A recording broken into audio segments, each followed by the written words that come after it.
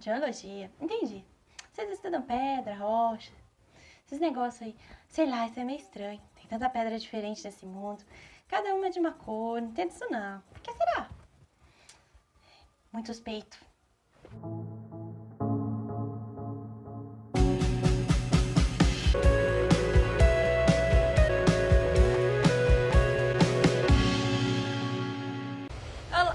Olá, aqui é a Pamela do canal Pangel e no quadro Pílula de Conhecimento Geológico de hoje eu trago pra vocês tipos de rochas. Bora aprender sobre eles? E antes de falar dos tipos de rocha, a gente tem que primeiro definir o que é uma rocha, né? Rocha pode ser definida como um agregado de minerais que acontece naturalmente. E minerais são todos cristais formados em ambiente geológico, que vamos discutir hoje, porque atualmente dá para se fazer minerais no laboratório, mas não é deles que vamos falar, tá? Mas como vocês viram pela introdução do vídeo, uma dúvida que você que faz geologia deve ouvir bastante também por aí. Eu escuto bastante. Por que as rochas são tão diferentes? Tipo, até a mesma rocha que a gente chama, por exemplo, de granito. Elas têm cores diferentes, os grãos delas são diferentes. Por que isso? Bem, a aparência da rocha é determinada pela mineralogia dela e pela textura. Textura é o termo utilizado para definir o tamanho, o formato e como os grãos estão ligados dentro da rocha. Ela pode ser grossa, quando esses são visíveis a olho nu, e caso contrário, fina.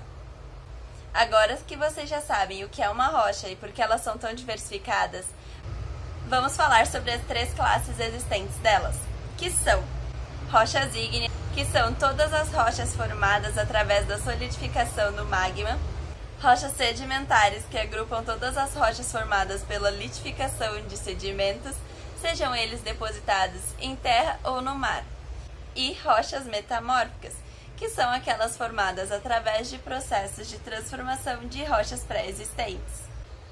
Agora vamos especificar um pouquinho mais sobre cada uma dessas classes.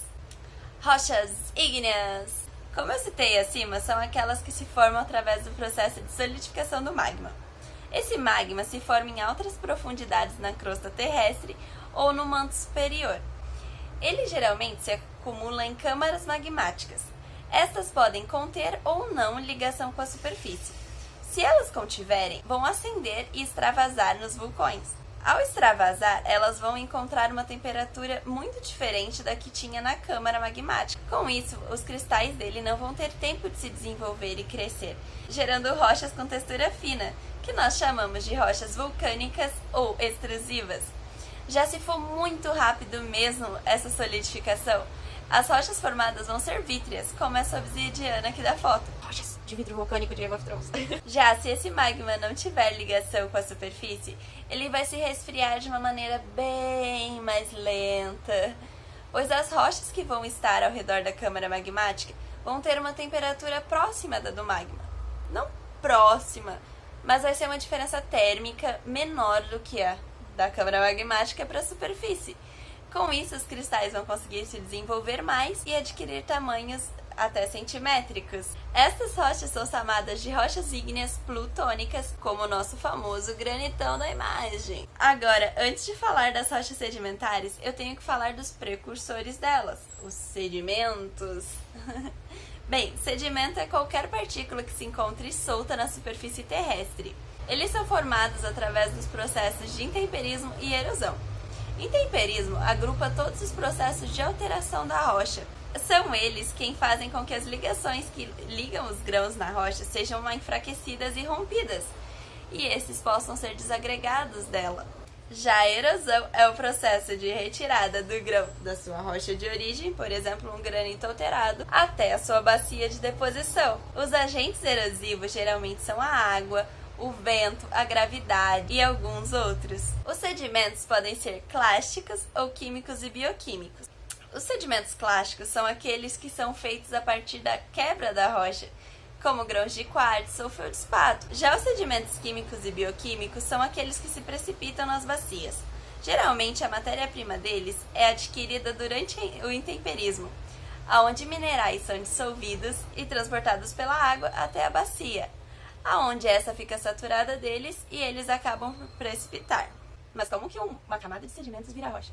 Conforme os sedimentos vão se acumulando na bacia, eles vão formando camadas de sedimento. E essas vão sendo sobrepostas por novas camadas de sedimento. E aí, camada de sedimento, sedimento, sedimento.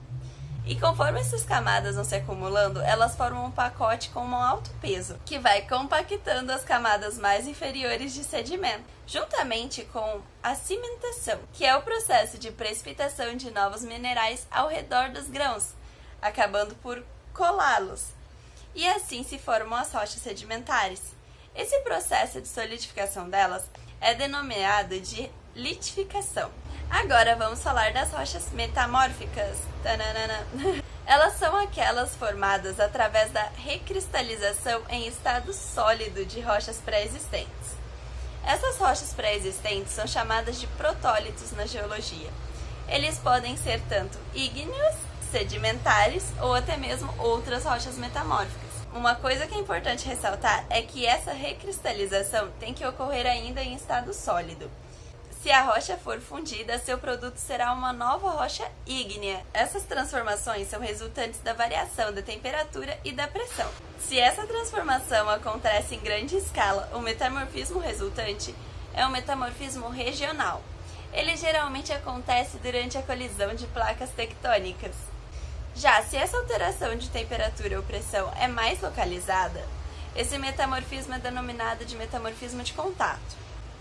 Na imagem, vocês podem ver que as rochas afetadas pelo metamorfismo de contato são as rochas encaixantes com intrusões ígneas.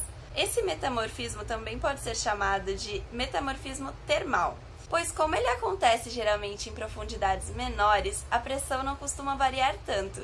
Já a temperatura, por outro lado, as rochas sedimentares são as mais abundantes tanto na crosta continental quanto na superfície da crosta oceânica. Contudo, elas são mais susceptíveis aos processos de intemperismo e erosão do que as rochas ígneas e metamórficas. Logo, estas constituem a maior parte do volume da Terra. Eu tenho um vídeo aqui no canal que vai estar nos cards, falando um pouquinho mais sobre como é constituída cada camada da Terra. Assistam, é bem legal. Esse foi o vídeo de hoje, eu espero ter ajudado. Até a próxima. Qualquer dúvida, deixem nos comentários. Tchau, até a próxima. Não esqueçam-se de se inscrever-se.